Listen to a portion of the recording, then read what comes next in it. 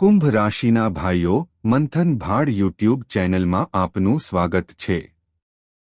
તો કુંભ રાશિના લોકો ધ્યાનથી સાંભળો। નવરાત્રિ શરૂ થઈ ગઈ છે અને આપ સૌને નવરાત્રિની હાર્દિક શુભકામનાઓ। દેવી માતા તમારી બધી ઈચ્છાઓ પૂર્ણ કરે। આ વર્ષે નવરાત્રિ ગુરુવારથી શરૂ થાય છે। દેવી માતા પાલખી પર આવી રહી છે। આવી સ્થિતિમાં બે પ્રકારની પરિસ્થિતિઓ ઊભી થાય છે। એક એ છે કે જે વ્યક્તિ યોગ્ય સમયે યોગ્ય કાર્ય નહીં કરે તે નકારાત્મક રહેશે અને બરબાદ થઈ જશે। જે વ્યક્તિ જીવનમાં સકારાત્મક બાબતો અપનાવશે તે સકારાત્મક રહેશે અને ભક્તિભાવથી દેવી માતાનો આદર કરશે, પૂજા અને પ્રાર્થના કરશે।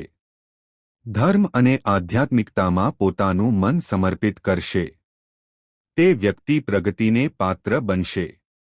આનો અર્થ એ છે કે જ્યારે દેવી માતા પાલખી પર આવે છે ત્યારે જે વ્યક્તિ ખરેખર લાયક છે તેને તે ચોક્કસપણે પ્રાપ્ત થાય છે, જ્યારે અયોગ્ય લોકો તેનાથી વંચિત રહે છે। આવી સ્થિતિમાં આજનો કાર્યક્રમ ખૂબ જ મહત્વપૂર્ણ એપિસોડ બનવાનો છે, કારણ કે આ કાર્યક્રમમાં અમે તમને એક કે બે નહીં પરંતુ 3 શક્તિશાળી સૂત્રો આપવા જઈ રહ્યા છીએ જે તમને આ નવરાત્રિ દરમિયાન સૌથી મોટી અને ભયંકર સમસ્યાઓમાંથી પણ છુટકારો મેળવવામાં મદદ કરશે। બીજા શબ્દોમાં કહીએ તો તમને સમસ્યાઓથી ચોક્કસ છુટકારો મળશે। આ સાથે સૌથી મોટી ઈચ્છાઓ અને ઈચ્છાઓને પણ પૂર્ણ કરવાના રસ્તાઓ ખુલવા લાગશે। આ સૂત્રો શીખવાનું ભૂલશો નહીં। આપણા હિન્દુ ધર્મમાં સમય અને કાળને તેમના સંજોગોના આધારે વિવિધ સ્વરૂપો અને નામોમાં વહેંચવામાં આવ્યા છે। ઉદાહરણ તરીકે, પૂર્વજોનો સમય તે સમય દરમિયાન પૂર્વજો સાથે સંબંધિત કાર્યો કરવાથી જીવનમાં સૌભાગ્ય આવે છે।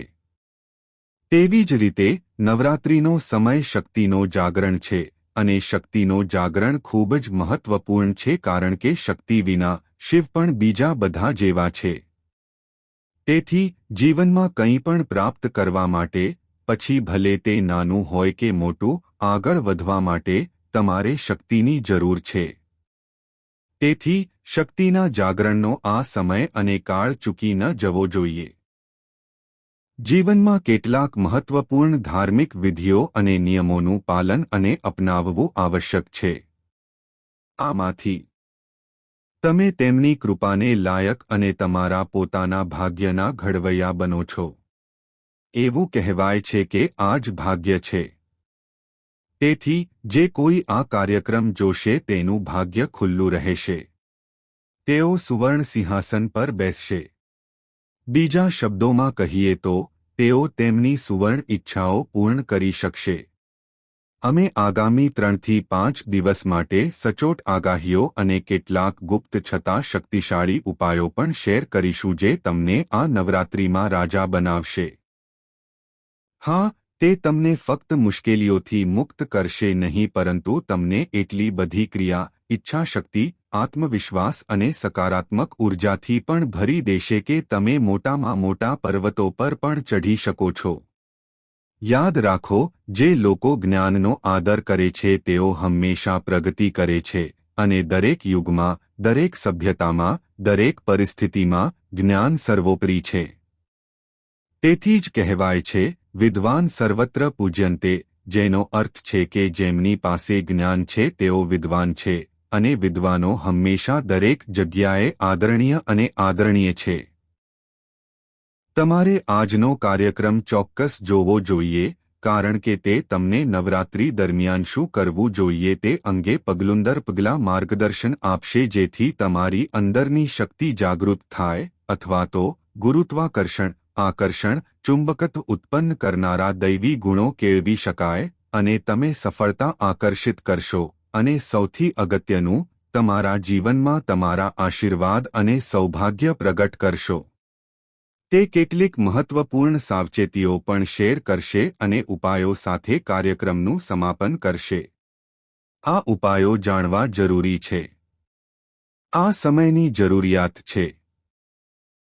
તેથી અમે આશા રાખીએ છીએ કે તમે બધું સમજી શકશો। જો તમે કાર્યક્રમ અંત સુધી જોશો અને જો તમે અંત સુધી રહેશો તો તમારા પ્રયત્નો સફળ થશે અને તમારું ભાગ્ય અને જીવન સફળ થશે કારણ કે તમને મહામાઈના આશીર્વાદ પ્રાપ્ત થશે. તેથી મહામાઈને યાદ રાખો, મહામાઈના દર્શન કરો અને સંપૂર્ણ પ્રેમ અને ભાવના સાથે ટિપ્પણી વિભાગમાં લખો, જય માં ભદ્રકાળી, અમને આશીર્વાદ આપો. ઉપરાંત લખો, ઓ મહામાઈ, અમે તમારા બાળકો છીએ. તમારા બાળકો. અમારું રક્ષણ કરો. તમારા આશીર્વાદ અમારા પર રાખો. અમારું રક્ષણ કરો. આ સાથે હું તમને જણાવી દઉં કે નવરાત્રિનો મહાનુષ્ઠાન કાર્યક્રમ આજે રાત્રે 19 માર્ચ નવરાત્રિની પહેલી રાત્રિથી શરૂ થશે. અમે રાત્રે બધા મહાનુષ્ઠાન વિધિઓ કરીએ છીએ. તેથી જો તમે આજે ભાગ લેવા માંગતા હો અથવા જો તમે નવરાત્રિના કોઈપણ દિવસે આ કાર્યક્રમ જોઈ રહ્યા છો અને ભાગ લેવા માંગતા હો તો તમે કોલ કરી શકો છો. નંબરો વિડિયોમાં છે. આ નંબરો પર કોલ કરો. તમને બધી વિગતો સમજાવવામાં આવશે અને મહામાઈના આશીર્વાદ તમારા સુધી કેવી રીતે પહોંચશે, તમારી વિનંતી કેવી રીતે પ્રક્રિયા કરવામાં આવશે, બધું તમને વિગતવાર સમજાવવામાં આવશે. તેથી અમારા મતે તમારે આ તક ગુમાવવી જોઈએ નહીં, બાકીનું તમારા પર નિર્ભર છે. તો ચાલો અમારો મુખ્ય વિષય શરૂ કરીએ. ચાલો ગ્રહો અને તારાઓની આગાહીઓ વિશે વાત કરીએ અને પછી આપણે 3 મુખ્ય સિદ્ધાંતો સમજાવીશું જે કોઈપણ વ્યક્તિ આ નવરાત્રિમાં તેમના જીવનમાં અમલમાં મૂકશે તે ચોક્કસપણે તેમના જીવનમાં 10,001% પરિવર્તન જોશે. વિશ્વની કોઈ શક્તિ તેમને રોકી શકશે નહીં કારણ કે તેઓ પોતાની શક્તિ જાગૃત કરશે. હા, તો ચાલો ગ્રહો વિશે વાત કરીએ. જય માઈ. મિત્રો, આચાર્ય અમિત જ્યોતિષ અને તંત્ર ક્ષેત્રે એક પ્રખ્યાત નામ છે. પૂજ્ય ગુરુદેવના આધ્યાત્મિક વ્યવહાર અને જ્યોતિષીય અનુભવો ખરેખર દૈવી છે. હા, દરેક વ્યક્તિ જેની કુંડળી પૂજ્ય ગુરુદેવે વિશ્લેષણ કર્યું છે અને સચોટ ઉકેલો આપ્યા છે અને મહામાઈમાં બગલામુખીના વિશેષ આશીર્વાદ છે, તેમના જીવનમાં સકારાત્મક ફેરફારો જોવા મળ્યા છે. સમસ્યા ગમે તેટલી મુશ્કેલ હોય તે ચોક્કસપણે ઉકેલાઈ ગઈ છે. હવે જો તમે પણ તમારા જીવનમાં કોઈ મોટી સમસ્યા જેમ કે વધતા દેવા, કામ અને વ્યવસાય ઠપ્પ થઈ જવા, સંબંધોમાં તણાવ મર્યાદાઓથી વધુ વધી જવા અને તમારું આખું જીવન નકારાત્મકતાથી ભરેલું હોય તો આ યોગ્ય સમય છે કે તમે કોઈ મહાન ગુરુ પાસેથી માર્ગદર્શન મેળવો અને તમારા જીવનમાં રહેલા અંધકારનો અંત લાવો અને દૈવી પ્રકાશ તરફ આગળ વધો. વિડિયોમાં આપેલા નંબરો પર તાત્કાલિક સંપર્ક કરો અને પૂજ્ય ગુરુદેવ દ્વારા તમારી કુંડળીનું વિશ્લેષણ અને ઉકેલ કરાવો. વિલંબ કરશો નહીં. તમારા દેવતાઓના આશીર્વાદથી આ તક તમારી પાસે આવી છે. આ ચૂકશો નહીં. હમણાં જ કોલ કરો અને ગુરુદેવ પાસેથી માર્ગદર્શન મેળવો. મહામાઈ તમને આશીર્વાદ આપે. આભાર. પહેલા ચાલો ચંદ્ર વિશે વાત કરીએ. ચંદ્ર તે શનિ, સૂર્ય અને શુક્ર સાથે ગોચર કરી રહ્યું છે. હવે સમજો કે આ ખૂબ જ સારો સંયોગ છે. શનિ અને શુક્ર મિત્રો છે. સૂર્ય અને ચંદ્ર મિત્રો છે. પરંતુ ક્યાંક તેઓ દુશ્મનાવટની લાગણીઓ ધરાવે છે. એટલે કે મિત્રો અને દુશ્મનો સાથે બેઠા છે. તેથી ક્યાંક કેટલીક બાબતોને સકારાત્મક અને કેટલીક બાબતોને નકારાત્મક તરીકે જોવામાં આવે છે. હવે અહીં કાળજીપૂર્વક સમજો, સૂર્ય નિઃશંકપણે ખૂબ શક્તિશાળી છે. તે રાજા છે, જીવન આપનાર છે, જીવનનો પાલનહાર છે. છતાં જો સૂર્યના પ્રકાશની સામે કંઈ પણ મૂકવામાં આવે છે તો સહેજ પણ તેનો પ્રકાશ અવરોધાય છે. જો વાદળો સૂર્યને ઢાંકી દે છે તો તે સાંજ જેવું લાગે છે. તમને પણ કંઈક આવું જ અનુભવ થશે. આનો અર્થ એ છે કે સૂર્યથી તમને મળતા લાભો થોડા ઓછા થશે. આનો અર્થ એ છે કે સરકારી યોજનાઓ અવરોધોનો સામનો કરશે. સરકાર તમને કોઈ પ્રકારનું ચલણ, કોઈ પ્રકારનો દંડ, કોઈ પ્રકારનો દંડ, કંઈક બીજું આપી શકે છે જેના માટે તમારે ચૂકવણી કરવી પડશે. તેથી આ થઈ શકે છે. બીજું, તમને સરકાર દ્વારા લોન અથવા અન્ય લોન મંજૂર કરવામાં સમસ્યાઓનો સામનો કરવો પડી શકે છે. જો તમે નિકાસ આયાતના વ્યવસાયમાં સામેલ છો, તો તમને કોઈ પ્રકારના ઇનવોઇસ અથવા દંડનો સામનો કરવો પડી શકે છે. કાગળકામ એક મોટો માથાનો દુખાવો બનશે અને તમારા નિયમિત સંપર્કો તમારા માટે કોઈ કામના રહેશે નહીં. આ પરિસ્થિતિ થોડી નકારાત્મક છે.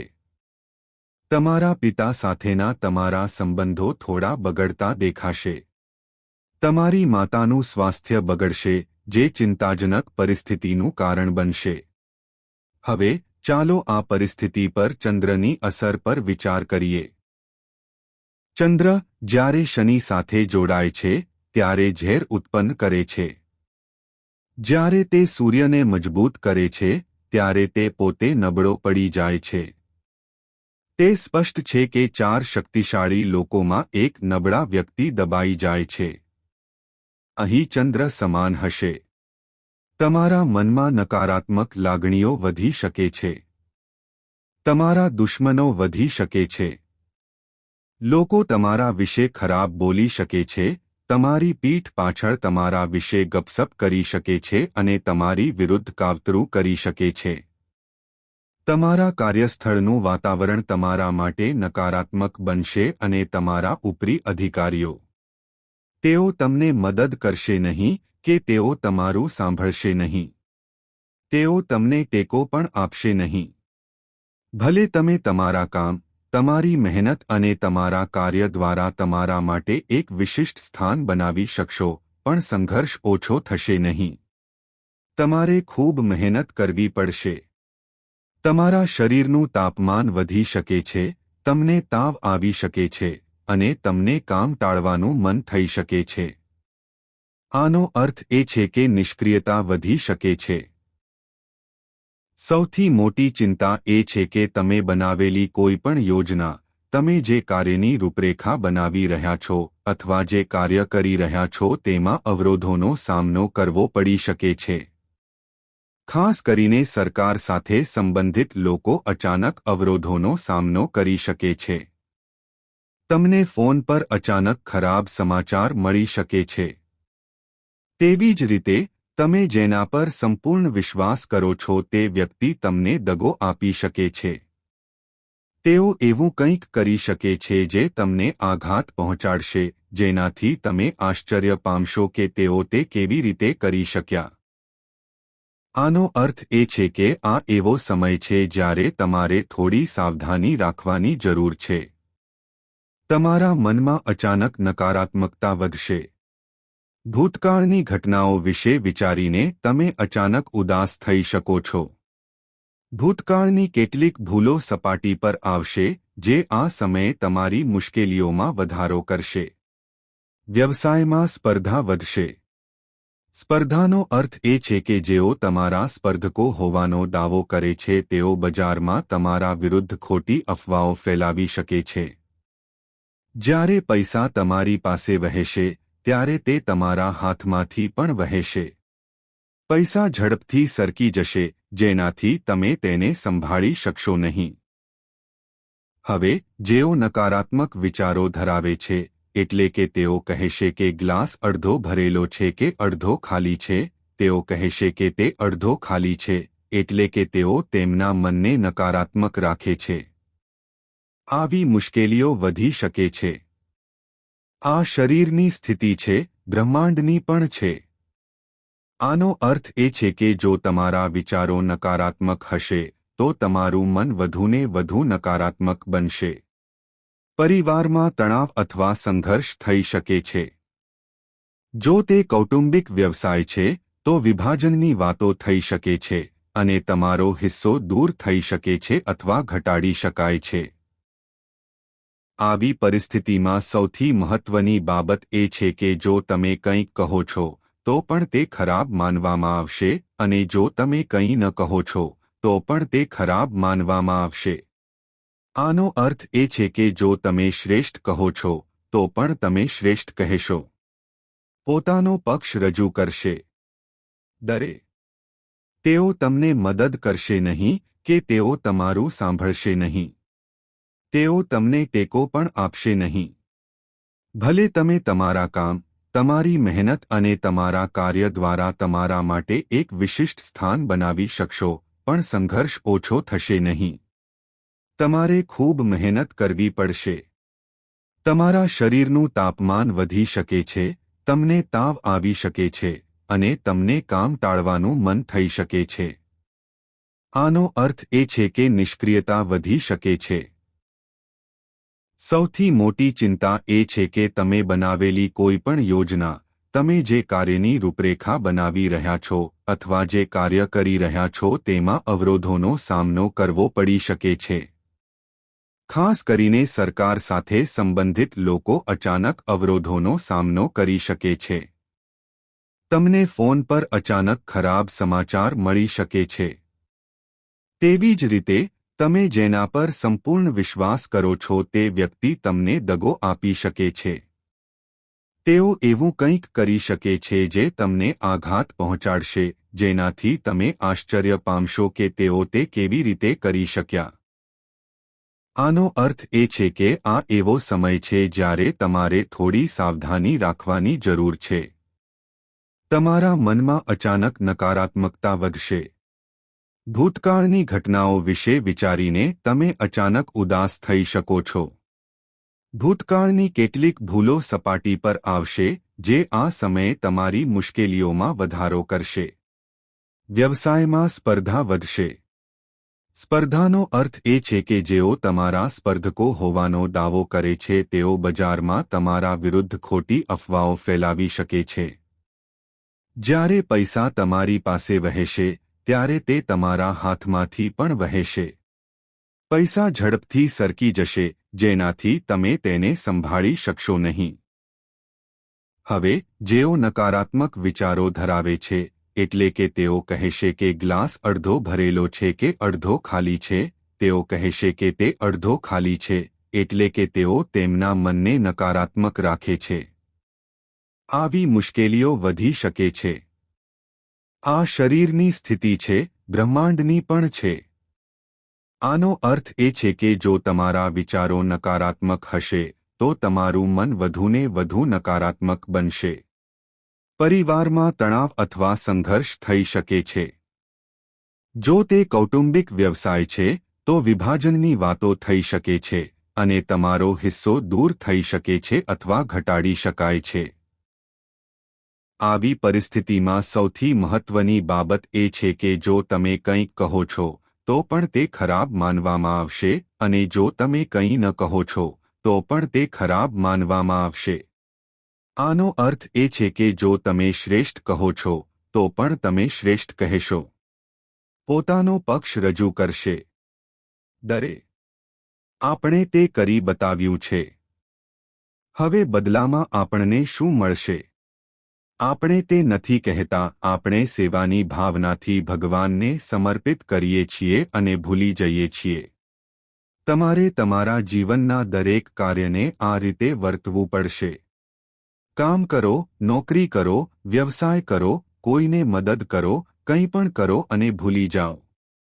આ ભગવાને ગીતામાં સમજાવેલા નિયમને પૂર્ણ કરે છે. કર્મ વાસ્તેમાં ફલેશ, પરિણામ માટે કાર્ય કરો.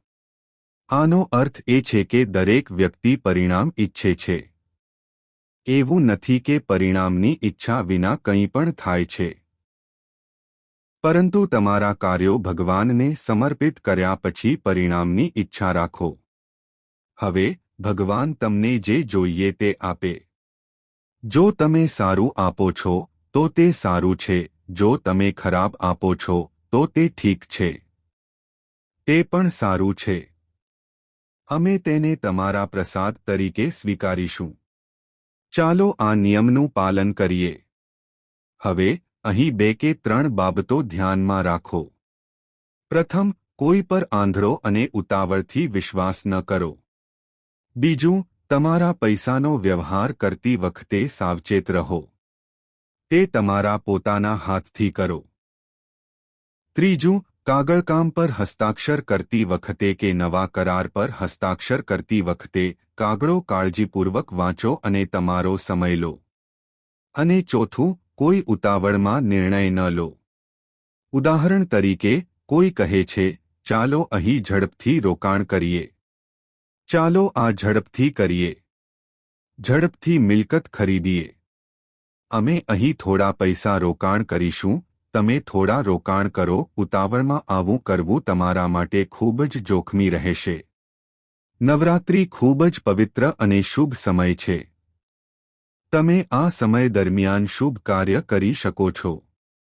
તો તમારા જીવનમાં કેટલાક મજબૂત શુભ યોગ બની રહ્યા છે.